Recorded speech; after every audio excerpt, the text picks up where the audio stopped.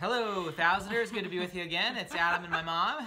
We are excited to talk with you for a couple of minutes during a very interesting time, as we are all well aware, during this global pandemic. And you're probably sick of talking about it, and I think we probably are as well. But during this interesting time, we thought we would offer a few thoughts on some books we think that might be helpful to you, might provide some insight, or might just provide some entertainment to not think about serious things. So we're going to just run through these really quick. And so do you want to go first? Well, first of all, I disagree with the whole not thinking about serious things angle because I think there's plenty on Netflix to take care of that part of it. I personally find thinking about serious things in serious times pretty apropos. And I've got 4 examples that I would like to recommend, and I hope that you'll take the time to discover them for yourself. The first is the book The Hiding Place by Corrie ten Boom. I think that perspective in hard times is absolutely essential. When we are all in concentration camps and being thankful for the fleas because the fleas keep the guards out, then maybe we can talk about hard times. Corrie ten Boom. And when you say when we all are, you're saying like it's coming, it's just a matter of time, after right? this, I'm pretty sure. One of the other books that I highly recommend, that if you are looking for inspiration, if you want to do self-help, this is probably the original self-help book.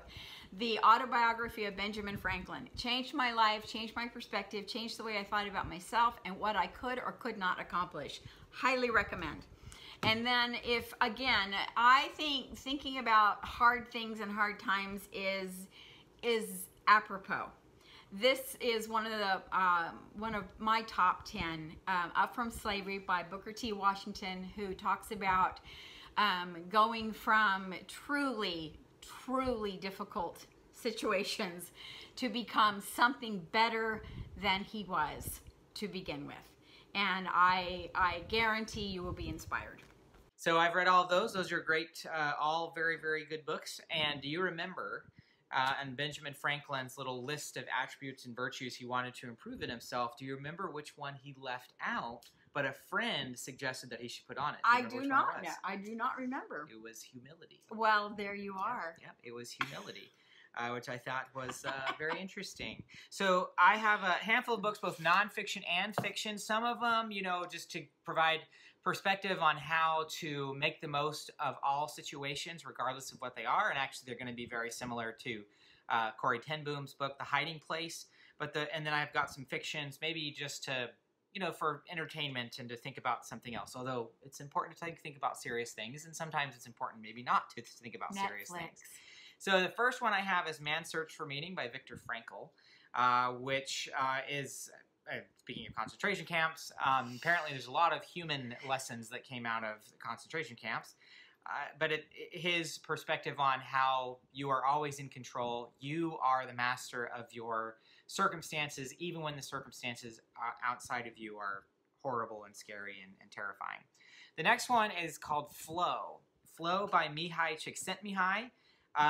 It's very much along the lines of Man's Search for Meaning. Same kind of idea that circumstances matter so much less than the power of your mind, right? The power of your perspective. So those two are very much along the same lines.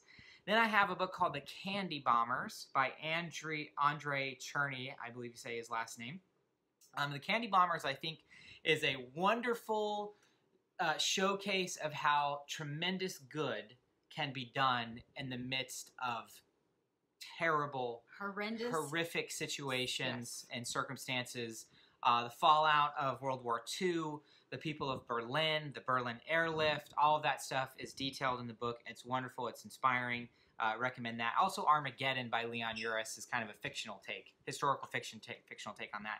The next one is called The Worst Hard Time.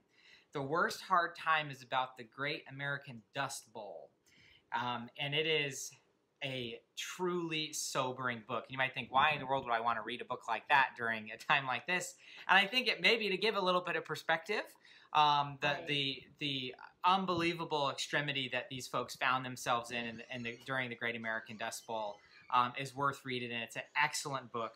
Excellent. The world has ended more than once. Yeah, it sure has.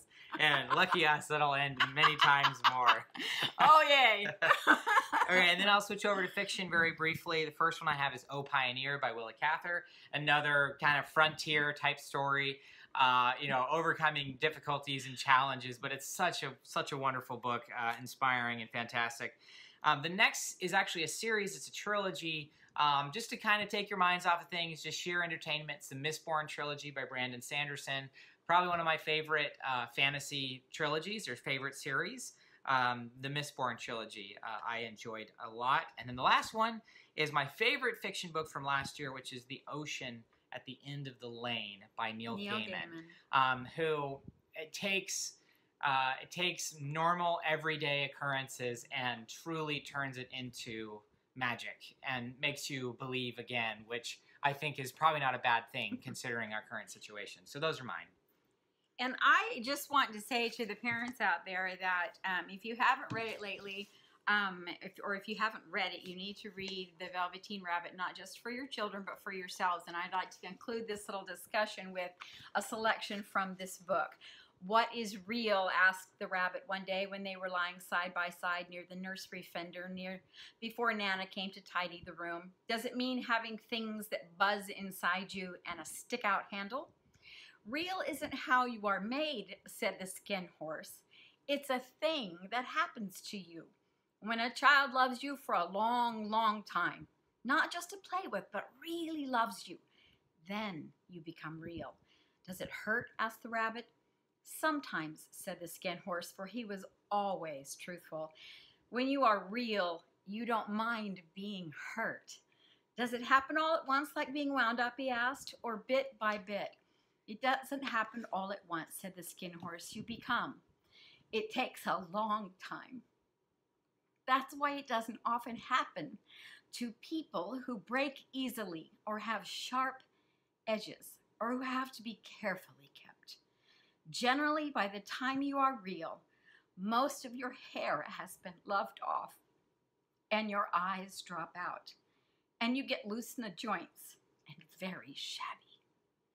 But these things don't matter at all, because once you are real, you can't be ugly, except to people who don't understand.